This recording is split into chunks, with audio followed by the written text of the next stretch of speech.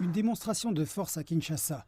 L'armée de la République démocratique du Congo a déployé une force de 5000 soldats de l'unité de la garde républicaine pour défiler dans la capitale du pays. Cette unité est responsable de protéger le président ainsi que des installations cruciales. L'armée a affirmé qu'il s'agissait là d'un exercice de routine. Nous sommes une unité d'élite. L'unité d'élite s'entraîne chaque jour et régulièrement. Et ça, c'est le go qui vient d'être donné à travers cette marche d'endurance. Vous savez, quitter Limete jusqu'à Kanchachi, ce n'est pas donné à n'importe qui. Toutefois, certains observateurs politiques pensent que ce défilé visait à envoyer un message à ceux qui seraient tentés de déstabiliser le pays.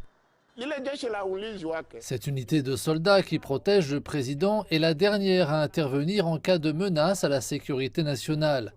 Ils ne sont pas simplement déployés dans les rues avec leurs armes sans raison importante. Le 9 février, des agents de l'Agence nationale de renseignement de la RDC ont arrêté le conseiller à la sécurité du président, François Beya, soupçonné de vouloir déstabiliser le pays. Le porte-parole du président a déclaré que le gouvernement avait obtenu des preuves solides d'une menace à la sécurité nationale. Des officiers militaires auraient aussi été arrêtés. Le gouvernement a déclaré que les enquêtes étaient en cours et a refusé de donner plus de détails sur les fonctionnaires arrêtés. La révélation d'une menace pour la sécurité nationale en RDC a suscité des manifestations à Kinshasa la semaine dernière.